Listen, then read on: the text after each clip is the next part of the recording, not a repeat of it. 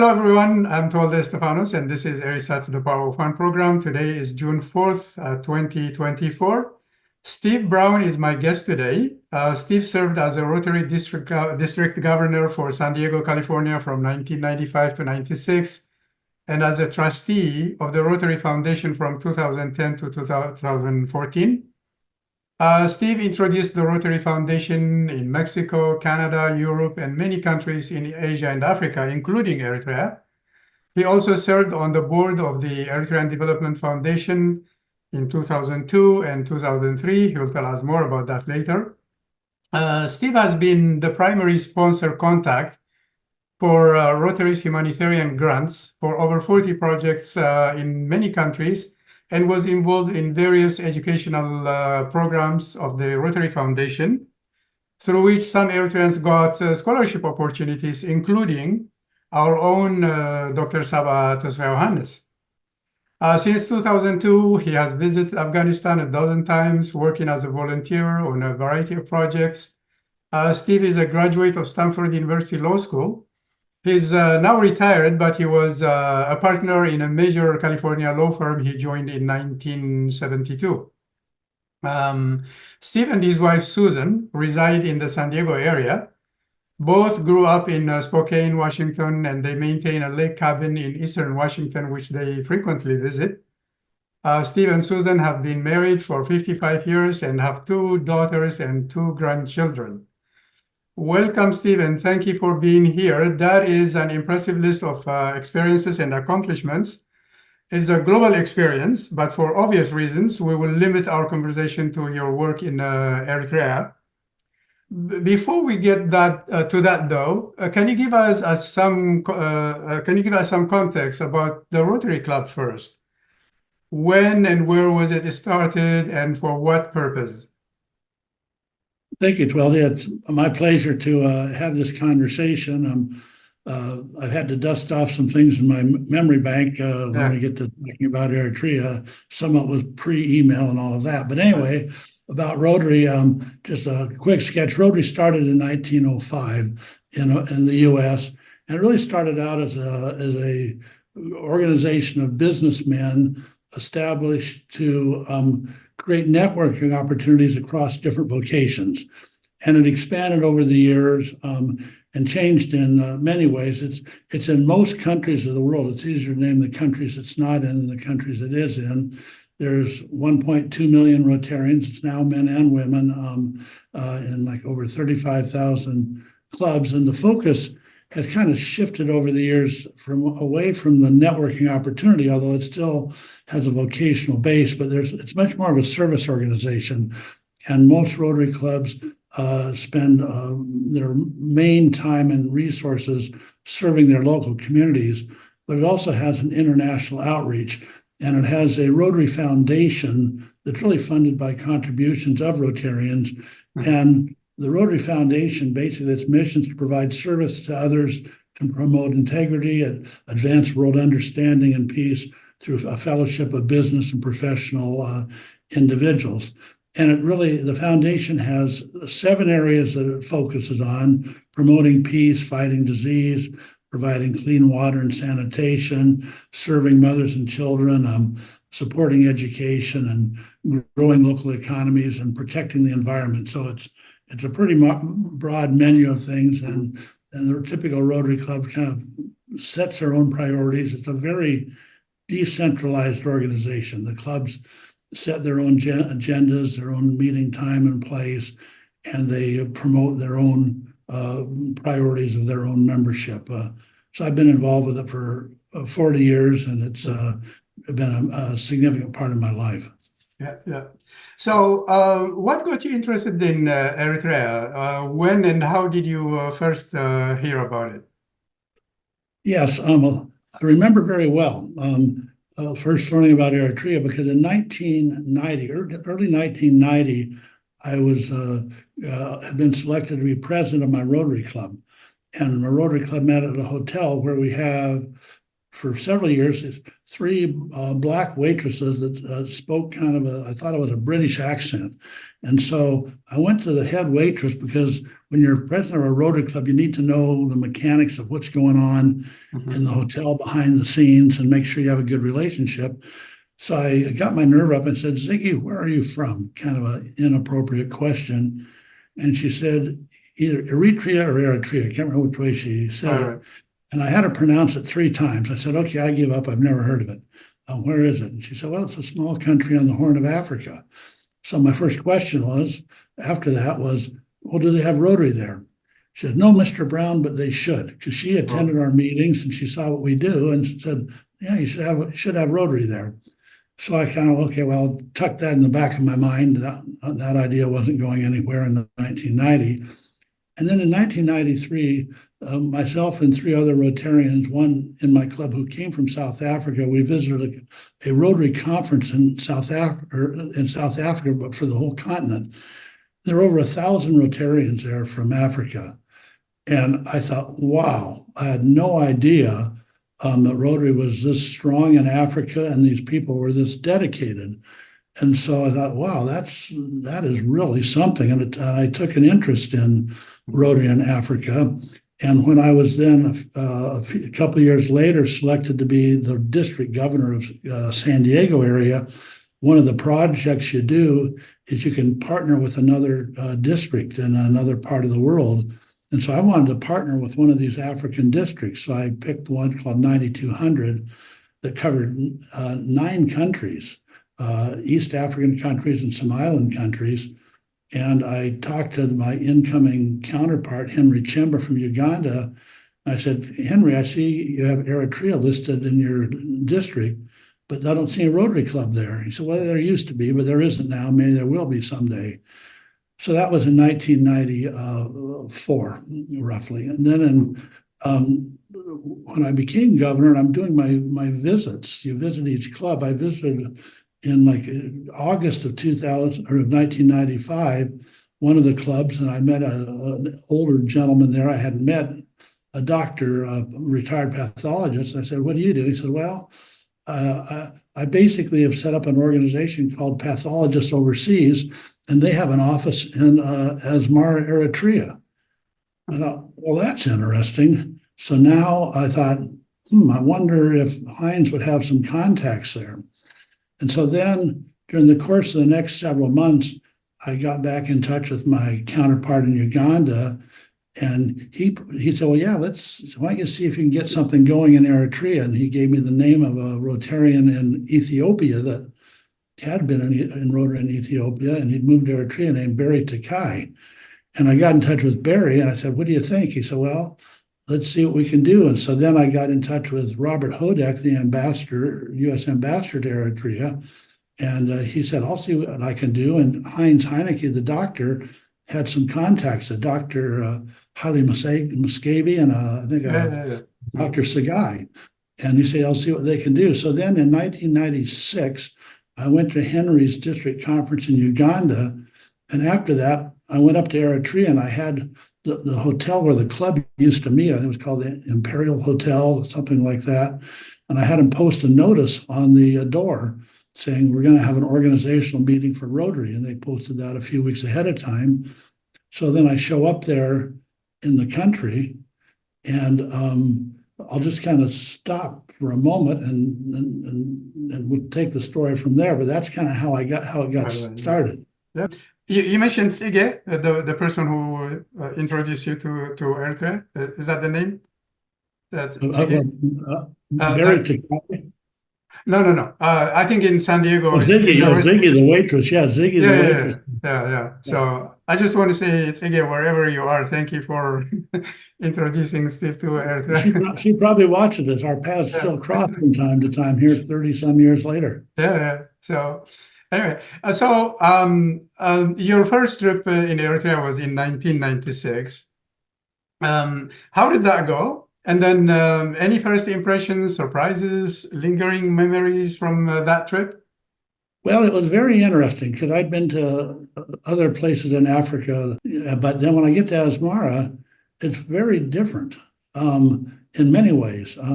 first of all, I felt comfortable there. I felt safe there. The main boulevard is at Avenue Revolution. I can't remember the name of it, but anyway, beautiful buildings. The people are polite. A lot of English was spoken. Really caught my attention was when I'm on the main boulevard there, I saw a couple of young boys in Boy Scout uniforms helping elderly people across the street. Yeah.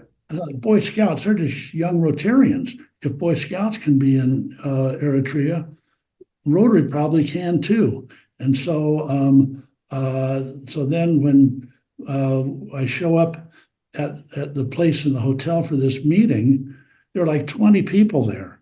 I couldn't believe it. And they were all very interested in being learning about Rotary. One gentleman, I remember very well, his name was Daniel. He said, I used to be in Lions, and Lions doesn't exist anymore. I remember Daniel, yeah. But he said, but if Rotary is somewhat similar, there's a service club, and if Rotary is going to be the first service club in Eritrea, count me in. And so, and there were women there at the meetings, and I also learned on that first trip that women are well regarded in Eritrea. They were one of the person, I knew that I'd heard they used to fight for the army, and one of the gentlemen told me, he said, yeah, the women, they're fierce and ferocious on the battlefield. And said, so it's a society that accepted women. And I learned that this country is substantially Muslim and Christian, and they seem to get along without the religious bickering you find in some places. So my impression was this place is a bright star in a continent that doesn't have many bright stars. And so I kind of fell in love with the people. I never really got out in the country, but my impression, and to this day, was a very positive one. So it looks like it was relatively easy to get the Rotary Club started. Daniel, being a former Lions Club member, was he the main driver who got you motivated to get the Rotary Club started? I can't say he was particularly. He was an inspiration, but I think Barry Takai was the more experienced Rotarian because he'd been in Rotary more recently in Eritrea. But then I think Melis Seum was very involved. I think as I got to know him better, I think he ran the underground pharmacy for the Eritrea military during the war. And so he was instrumental. And then Gurme Haile, who I got to know a little bit later, incredibly organized person, detailed person, and natural leadership skills. So after your 1996 trip, you returned again in 1997. How did that trip, what was that trip about? What were you trying to accomplish during this second trip? That trip was not planned. It was at a conference in 1997 in Addis in Ethiopia, one of these presidential conferences with several hundred Rotarians, and including the leadership of that district. It was a different governor by then, Nelson Cavalli, I think his name was. And he contacted me and said, oh, by the way, after this conference, we're going up to Asmara to celebrate the chartering of the Rotary Club of Asmara. I said, oh, I was not aware that was happening. I remember when I was in Asmara the first time, they said, be patient. It's going to take time to get government approval. And I left it in the local hands. I didn't, and even the district leadership hands. I wasn't involved. So I was surprised. So I went to the Eritrean embassy in Addis and got a visa, and I hopped on the plane with the other Rotarians for about 12 or 15. And there was this really nice charter celebration of the Rotary Club of Asmara. So I was probably there for just a couple of days for that charter celebration. And it really warmed my heart to say, wow, this is really happening, and these guys are serious, and it's going forward. So it was a short trip, but it was a consequential trip. Absolutely. Yeah. And then there was a third trip in 1999 when an active war was going on at the time, and then a fourth in 2001. What were those third and fourth trips about? Right. So every year in Rotary, we change district governors, and in around 1998, 99, our governor was by the name of a person, Marty Peters. And as I mentioned, Rotary has this big initiative to eradicate polio, and he raised a lot of money to eradicate polio within our district. He raised over $100,000, and he was aware of what I'd been doing in Eritrea. So he said, hey, why don't we see if we can get this money that I raised allocated for polio eradication in Eritrea? And the way Rotary, we work with World Health, and we're a major partner, but the show is run by World Health and UNICEF, I think it is. And so anyway, so they have what's known as a National Immunization Day. Yep. And the way these work, and as I had learned in talking to you, you were very much involved with this. Right. And so they put out the word throughout the country, and then drops are given to mothers. They come to the different centers with their children. And so then the Rotarians kind of help with the mobilization effort. And so Marty and myself and about 5 other Rotarians from our district came up, and we participated in the National Immunization Day. I remember William Clark was the U.S. ambassador to Eritrea. He rolled up his sleeve. He was out there giving the drops as well. And I remember we were having dinner one time during that trip, and I look up on TV, and there we are on the local television showing this immunization campaign. It was obviously a big deal in the country. And I'll roll the clock back a little bit. So when I went to that very first meeting to talk about getting the club started, I said to Barry Takai, I said, why are so many people here? And they said, the way we think is the further the person comes, the more important we think they are.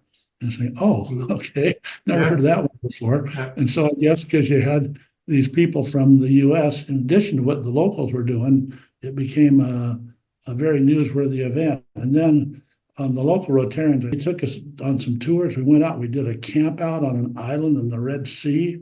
I won't go into the details, but we were really, really treated specially, and got to see some of the countryside, some of the far people, and traveled in an old gunboat and whatever it was. So, my love for the country continued. Yeah. So very memorable times. So 4 trips in total. Any follow-up activities that kept you busy when you came back home? Well, I'll tell you about the 4th trip. The 4th trip, I made a trip with one of my Rotary friends, Wayne 𝐂𝐂𝐬𝐶, who was the Rotary governor that followed me. He's passed away since, but we did a lot of traveling, and the culmination of that trip was to go to Eritrea. And so we get off the plane about 1:30 in the morning, and Gurmay Haile and a couple others meet us, and they say, okay, we've got 2 meetings tomorrow morning. One is with the Minister of Defense, General 𝐒𝐄𝐂𝐎𝐍𝐃, who I'd happened to meet before because he has a friend in San Diego. I'd met him a time or two. And he said, the president wants to meet with you. I said, well, why would the president of the country want to meet with me? And the answer was, well, he doesn't have very many friends. I thought, man, this guy's short on friends if he wants to have time with me. But what Gurmay also told me, says, be a straight shooter. Just tell the president what you think. Don't sugarcoat it. Just tell him what you think. So we go in, and the next morning we have the meeting with General 𝐒𝐃, and he tells us a little bit about some of the activities that have been arranged for us, which were very good. And then the next was followed a meeting with the president, and there were some formalities that took place. I gave the president a book called The ABCs of Rotary, and I found him just a very down-to-earth, easy person to be around, even though he's the president of the country. And then he said he wanted to talk to me privately. And I said, okay. And so then everyone left, but he kept his secretary, male secretary, stayed in the room. And he talked for about 15 or 20 minutes. And he said, and he talked all about the war. And he said, we have to announce the number of martyrs, and that's going to be in the next day or two. It's about 19,000 people. And it's going to be a difficult time for our country. And he said, this was a war that I wanted to prevent, and I did what I could to prevent. And it just, it worked out very poorly for both sides, and it's very unfortunate. And then he just stopped, and he said, I want to hear from you. And I remembered Gurmay's comments. So I said, Well, first of all, the extent I understand it, this war was a border dispute over an area where you have two different ethnic groups where it's not real clear where the line should be. But from what I could tell, on my little knowledge, there was no real economic value to either side for what this fighting was about. And there have been tens of thousands of lives lost by both sides. And so I said, you know, what I saw as the bright star in Africa, being you and your leadership of the country, just fell into the Red Sea and burned. And I took a deep breath to see if I could get hauled out. But anyway, his answer was, yes, we have a public relations problem, don't we? I said, well, I guess that's one way of looking at it. He said, can you help me with that? I said, I don't know. I'm not really in that field, but I'll give it some thought. And so he said, well, here's my secretary. Here's his contact information. I'm serious. Please give this some thought and stay in touch with my office and let me know what I can do, and also work with Ambassador 𝐒𝐄𝐿, I think his name was, on this. Yeah. And so then I said, okay, I'll do it. And then a couple of days later, we were leaving for the airport, and he had a couple of his, I'll say, ministers meet with me right before I was to get to the airport. He said, just want you to know the president's very serious. He really would like your help on this. I said, that's fine. I'll take it seriously. And I left. Yeah. So, what the president told you, I imagine you also had some briefings from the U.S. Embassy there. Did what he told you and what the briefing that he potentially got from the embassy, did they kind of agree with each other, or did you see any differences? Well, I don't recall if I discussed this with the U.S. ambassador, and with 𝐒𝐄𝐿, I think I had some conversations with him. So what I meant the U.S. embassy in Asmara. No, I don't really remember discussing it with the U.S. embassy. It seems like I would have, but I probably, if I did, I didn't get any guidance. Let's put it that way. I think then the relationships were Eritrea. You know, obviously they changed fairly quickly. Yeah. But I think at the time I met with the president, the relationships were still good with the embassy. So I came back to San Diego and I talked to about 2 or 3 different people, but the main person I talked to was a lady by the name of Joyce Klein, and she headed up our University of San Diego's Kroc Institute for Peace and Justice. It was a new peace center in San Diego. And she had come from the Carter Center, and she'd been involved in some negotiations, I think in Ethiopia, actually, where the Carter Center was involved. So I knew she had some experience in this. So I got in touch with her, and I said, Joyce, do you have any ideas for what to do on this? And she said, you know, my suggestion is we get together privately and somewhat confidentially some people that are pretty knowledgeable about Eritrea. Some of the diaspora, other academics, a small group, get them in a room and see if we can come up with some suggestions for the president. So then I suggested that with Ambassador 𝐒𝐿. He said, yeah, sounds like a good idea. And I probably sent a communication on to the president's secretary on that. But anyway, I got kind of a green light to do it. So then we put together about 15 names. And remember, Dan Connell was one of the names. He was a U.S. guy, but very knowledgeable about Eritrea, and probably had a mixed relationship over the years with the leadership, but certainly not. And he was one, but there were others as well. And in fact, we had a brief meeting in San Diego, just some of the local Eritreans that I knew, and a couple of academics, and just sharing some ideas on this. So then we came up with a list, and I sent it to 𝐒𝐿, and I think he sent on to the president. And I got a response back, you've got the wrong people in the group. You know, he didn't like the group that was put together. Now, I had no agenda because I didn't know what these people were thinking. Did he give a reason why he thought they were the wrong? No, just this is not the right group of people. He wasn't specific about anyone. He didn't blackball or veto anyone. And so I said, okay, well, we'll rethink this. And so and I was kind of scratching my head on how to rethink this. And then a couple things happened, and I may have the sequence wrong, but 9/11 took place in the U.S., and we all know that date.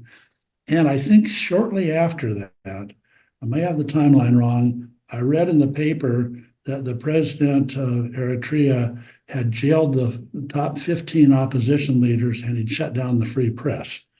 Right. Think, it happened on okay. September 18, so 9/11, 9/18. So your Yeah. time is, Yeah. And so my speculation, and this was probably not based on fact, was perhaps the president overplayed his hand, thought the U.S. could use a port like Assab, and he could get away with some stuff, and we'd look the other way or whatever. I don't know what his motivation was on the timing, but it struck me as a little odd that timing took place. Well, I mean, the U.S. Secretary of Defense Rumsfeld at the time also visited Eritrea, so your dots may be in the right place. And I also remember at one point, the Eritreans told me that they had mentioned to President Clinton that Osama bin Laden was hanging out in Sudan, and we can take him out if you want, or words to that effect. And President Clinton said, well, the guy hasn't done anything wrong, so I'm not really sure that would be an appropriate action or something like that. So there's a few side stories here and there. But anyway, so that all happens. And so then I sent a letter, had a letter hand delivered to President Isaias on October 5, 2001. And I just want to highlight some of the pieces of the letter. So this was my follow-up response to what had happened. I said, I'd like to privately share some thoughts with you. This is a confidential letter. I want you to know I have great admiration for you as a leader of Eritrea. I'm sending this in complete confidence. I believe Ambassador Germain has apprised you of my efforts putting together the strategy. We postponed the session to do it a little bit later on, maybe in January of 2002. I was still working on it. I said, I presently have a concern that the session may not be particularly constructive if the focus of our deliberations is on the current detention of opposition voices and the curtailing of freedom of the press in Eritrea. I do believe at this time you as president of Eritrea have a unique opportunity in history to emerge as a great African leader. Our world today desperately needs courageous and thoughtful leadership, and in particular, it's more important than ever to have such leadership come from a country in Africa. And go on to say, Eritrea is now at a crossroads. There's been an expectancy created. There will be free and fair elections in December. You've enjoyed immense popularity at home and in the Eritrea diaspora. You are a better judge than me regarding the impact of detention of opposition voices and the limitations on the freedom of press may have on your popularity and power in Eritrea and within the Eritrean diaspora. However, there can be no doubt that these events have greatly diminished the respect which you have earned in the international community. As we discussed in your office, the war with Eritrea certainly tarnished your image. Also, I do not think the recent activities will help you obtain your dreams for Eritrea, even in the short run. In fact, these actions will undoubtedly make it more difficult to accomplish your goals. And I go on to say, great world leaders need to make tough decisions from time to time, sometimes resulting in a shift in the course of action. As a friend of yours and someone who cares deeply about the best interests of the Eritrea people, I suggest you consider the following. Release the detained individuals who authored the letter in March of this year, reinstate freedom of the press in Eritrea, announce the timetable to fully implement the Constitution and have it be relatively soon, announce the date for national elections and have it be relatively soon, invite recognized NGOs into Eritrea to oversee the election process, and hire a top-rate public relations firm to best describe the Eritrean position to the world community. I say, without implementation of these activities, Eritrea will be relatively isolated and will not grow economically, notwithstanding your good intentions of its leadership. That status will inure to the detriment of the entire Eritrean population, which is a result I know you do not want. I concluded that the legacy you leave will not only be that of the founder of the modern nation of Eritrea, but can also be one of one who established the framework for a free, open, and prosperous society in Africa. I certainly would look forward to proceeding with the strategy session with the implementation of the above listed activities as a backdrop for our discussion. Love, Steve. So anyway, I didn't get a response to the letter. I didn't think I would. Obviously, I haven't visited Eritrea since then because I'm not sure exactly what would happen. But I was sincere. I liked the president. I liked his demeanor. I truly believed he loved the country. But I've seen it in Africa. Other leaders get in the power, and I met personally with Museveni. I thought he was a decent guy in 1996, and there he is, still head of Uganda today. So anyway. No, but I mean, that's a very, very heartfelt observations and good advice. Unfortunately, none of that, a lot of Eritreans have been calling exactly the things that you highlighted in your letter. So far, no listeners on the other side. And I think it's a lot of missed opportunities. I mean, had those ideas been implemented, respecting the Constitution and all that, Eritrea would have been in a much, much better place today. So it's unfortunate, but I appreciate your heartfelt engagement, to make things better, including such a good advice for the president. So anyway, going back to Rotary stuff, that's very sobering, by the way. I participated in the polio elimination campaign, as you mentioned. The Asmara Rotary Club provided it as a service to the community. I think we must have been in different teams. You were in one team, and then I think I was in a team with my friend Muhammad Noor, who unfortunately died in prison after that. So what other Rotary projects resulted from your engagements besides the elimination of polio project? Any other projects that the Rotary implemented? Yeah, there were definitely some, and plus the club did a lot of stuff that I wasn't involved in too. So this is kind of the tip of the iceberg. That was a very active club when it was functioning. And by the way, the old club that disbanded, at one point it got to be about 100 members. It was a big deal, and it started back in the 50s and went forward, and eventually didn't work. But they did a lot of work for the country. But I know that and you were indirectly involved in this. We set up a computer lab at one of the schools, and I going through my notes. Here it is, a communication between you and me. You'd spent 20 years working at Hewlett-Packard, and you provided the specifications for the lab. I looked at that and said, this world can't get much smaller. Anyway, but that project did go forward, and unfortunately not with your company, and I don't know how well it worked out, but we did set up computers there, and I think they had an internet connection, but I think internet's kind of lousy there. Right. We had an arrangement with International Book Bank. They would get excess World Book encyclopedias, and they had a massive number.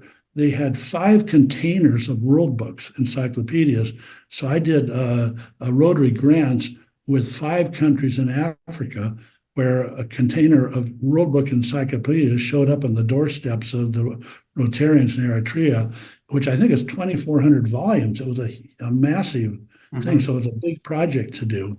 So that was a project. And then we did a project with the Fred Hollows Foundation that did eye treatment, and I think eye surgery. We provided a fair amount of equipment for that. We called it an avoidable blindness project.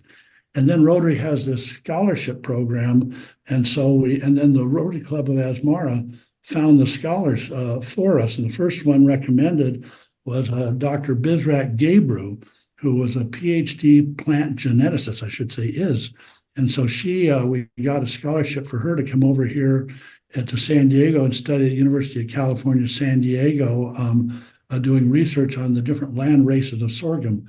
I had no idea how difficult it was to get sorghum seeds into California. I had to go through Washington and California, the seeds. I thought she just put them in her pocket, but apparently that's not how you do it. So anyway, she came over here, and she came over here with her daughter, Titi, who was, I think, in about a 7th grade education. And Titi was so well educated, she actually jumped a grade and she came over here. The education system for her was that good in Eritrea that it was better than what the U.S. provided. So BizRat stayed here for about a year and a half, did the research, and I take my hat off to her. She's a single mother. Eritrea was having difficulties, and she goes back to the country.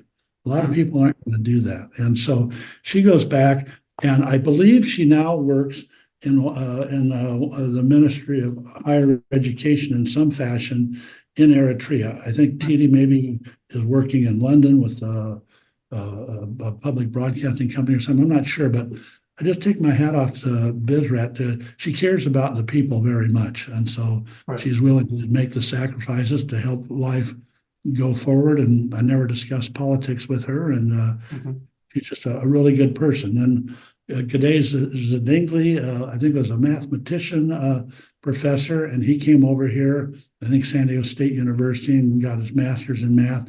And I think he teaches now at a U.S. university. I'm not real sure. And then Saba. What was the name? 𝐒𝐄𝐂𝐍𝐃. 𝐒𝐒𝐃. Okay. Yeah, I know some �ZEDINGLE. Yeah. Okay.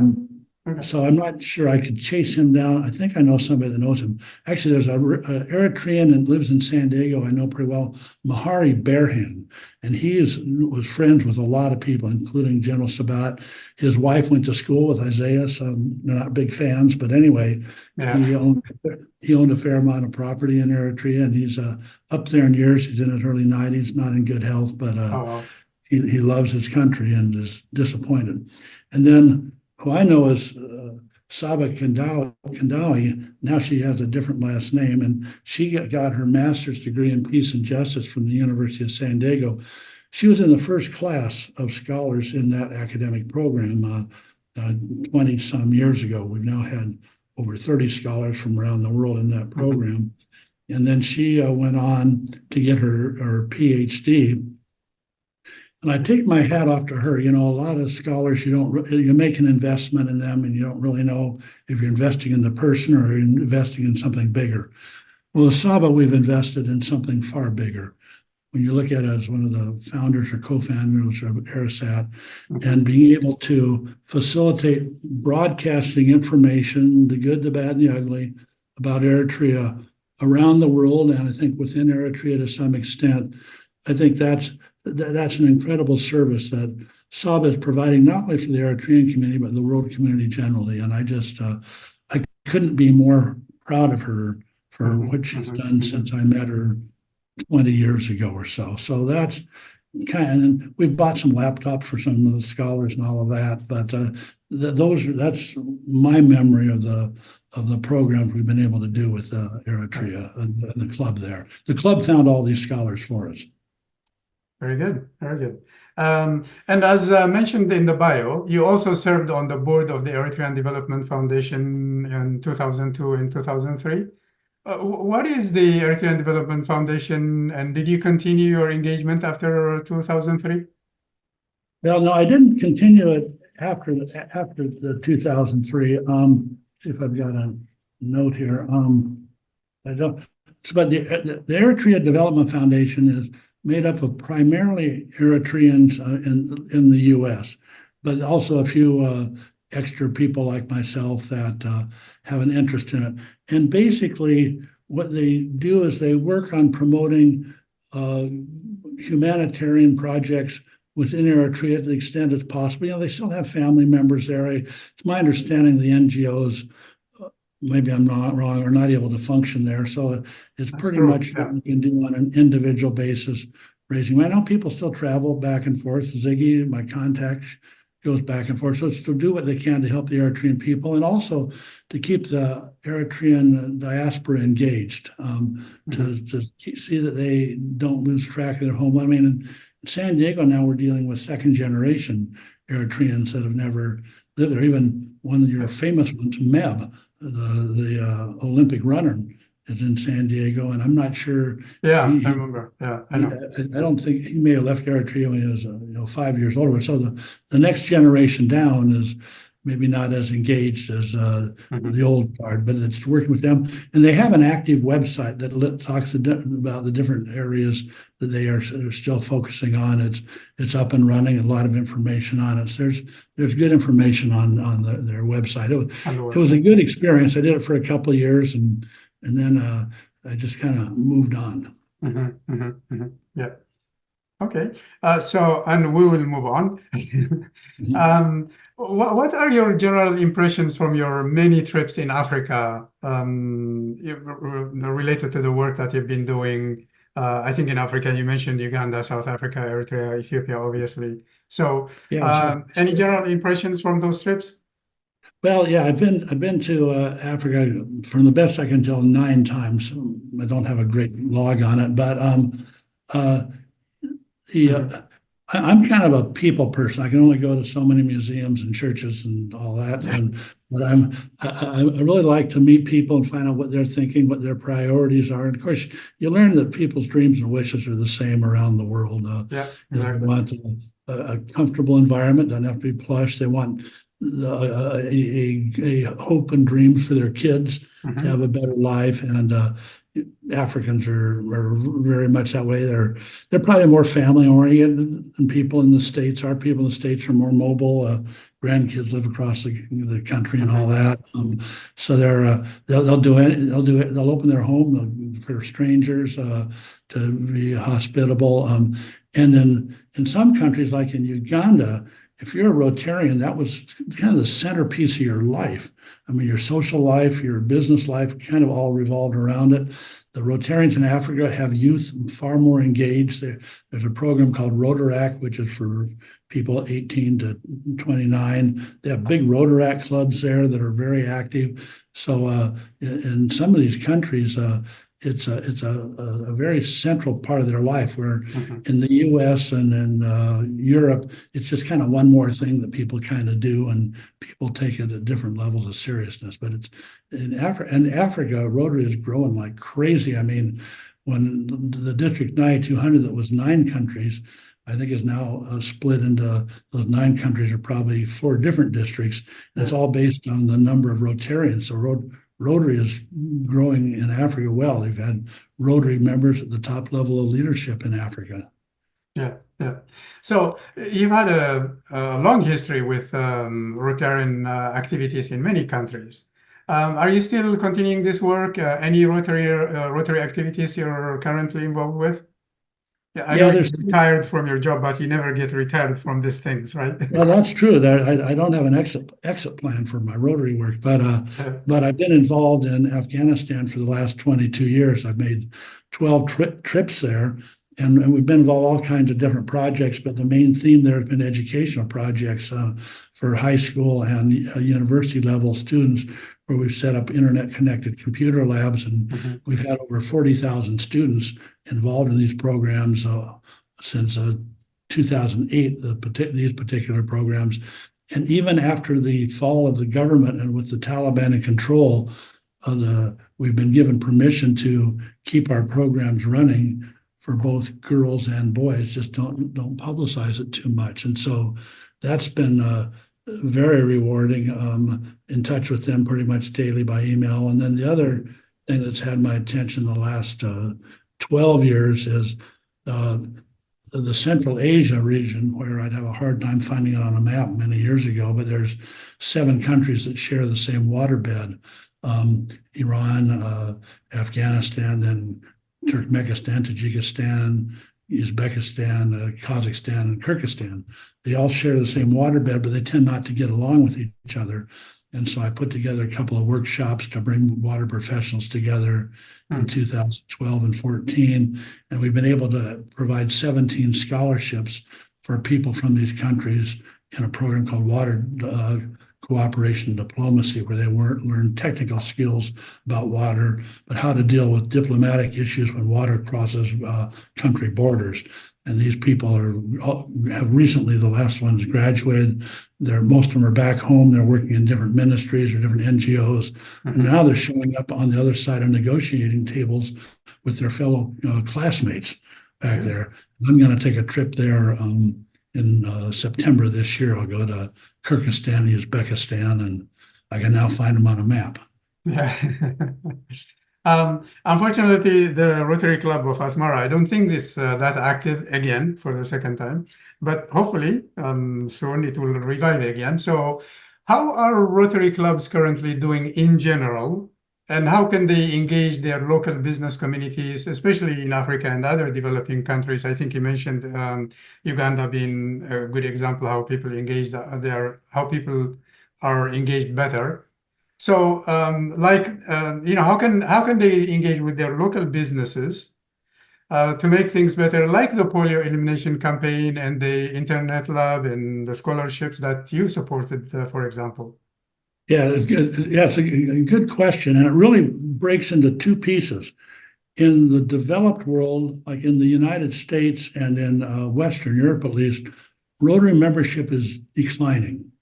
And it's kind of a cultural wave where it's more of an older generation type thing. The younger generation are more interested in social media, quick results, not getting together for meetings, listening to speakers and all of that. And so we were able to recruit younger members, but we have more older members than younger members, and the back door is wider open than the front door. And so I would say in the Western world in the last 20 years, Rotary membership has probably declined 15 to 20%. And that may be an irreversible trend in the Western world. It's a cultural wave. Rotary is doing everything it can to change the rules, make it more attractive, but it's a big issue. The developing world is a whole different story. I think Rotary is now perceived as an opportunity that maybe hasn't been perceived quite that way in the past, an opportunity to develop maybe networks where beyond your family that historically perhaps wasn't so much the case, and also an avenue to provide service. I mean, when I first went to Afghanistan, the idea of being a volunteer didn't even register, like they didn't have a word for it. Why would you do anything to help somebody that you don't even know? We help our friends, our neighbors, our family, but we don't help strangers. I think but then they found this is kind of fun. It's fulfilling. And I think in the developing world, it's catching on in a way where in the developing world, like I know India is a good example, and Africa too, at least East Africa. I'm not that familiar with West Africa. Rotary's probably grown 20%. And so I think it certainly offers a vehicle to help a community. And I think there's a lot of internal reward that comes with that. The other thing in the Western world, Rotary is expensive because you have a meal once a week, and those meals now are $20, and so all of a sudden you're looking at parking, you're looking at $100 a month just to feed yourself, let alone money for service. Where in Africa, it's not necessarily a meal; it can be get together after work, and it's not a significant financial burden. And so I think that people. You should look and see if there's looking for a way to help their fellow man in their own community. That's great. But the other thing is a Rotarian is welcome in a club in any other part of the world where a Rotary Club meets. I can go to what used to be called Swaziland, they changed their name, and find a Rotary Club there. Actually, I've been there, and I'd be welcome. And so you can, so you're welcome. And not only you're welcome, but that can provide you contacts for tips, tourist tips, or just a dinner with a local person if you're a people person to get to know people. And so just one quick example, there's a Rotary scholar from Tajikistan that I've come to know, never met, and she has a medical issue. She went to Helsinki to have it treated. I found a Rotarian leader there, met with her, said, I want to do what I can to help you. I'd like to have you come to my Rotary Club, and poof, you have an instant friend everywhere on the planet, particularly. Yeah. No, I mean, it's an international family. I remember I had the Rotary pin on my lapel in some airport, and somebody saw that and basically struck a conversation. And it's a very welcoming international family. Yes. So, finally, Steve, and we'll conclude today's conversation with that. You probably took a lot of pictures during your time in Eritrea. Do you have some you can share with us? Yeah, I have just a few. Half my time was before the digital age.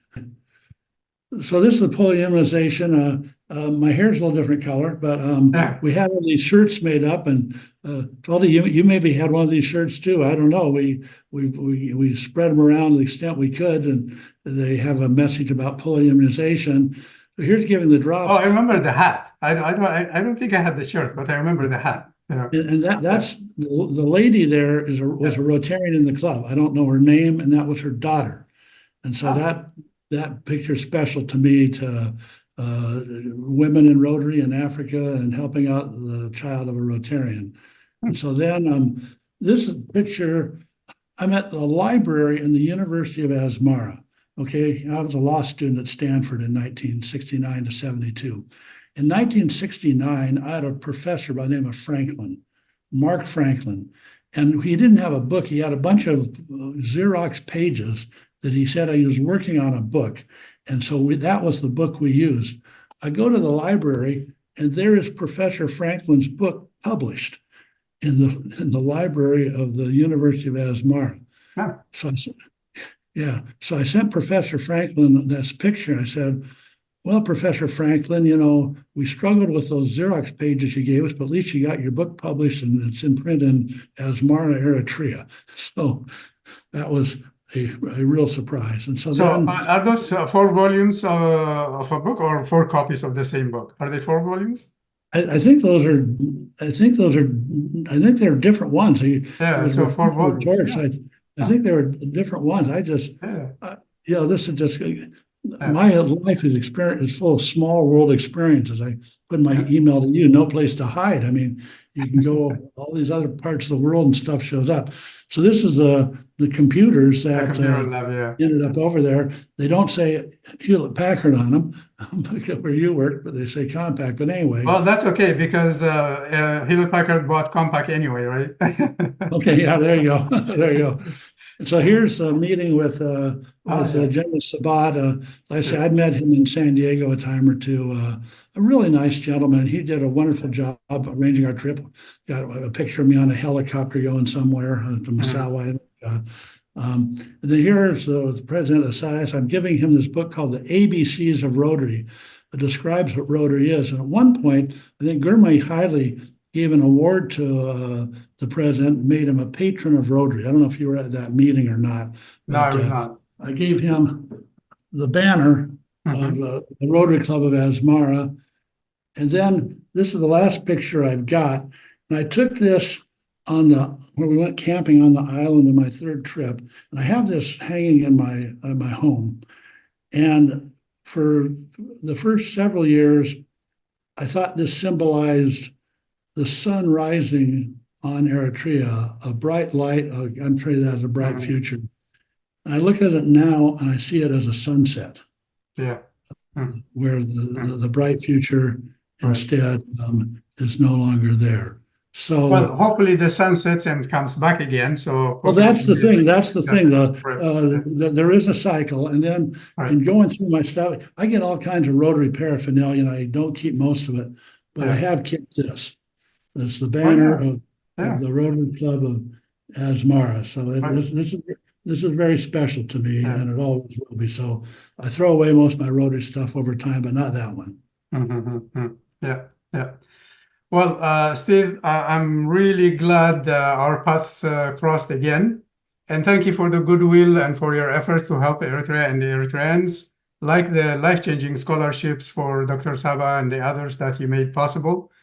And thank you for sharing your Eritrean experiences with us today. Much appreciated. Well, I appreciate the need to refresh my memory on this stuff. It was a nice journey.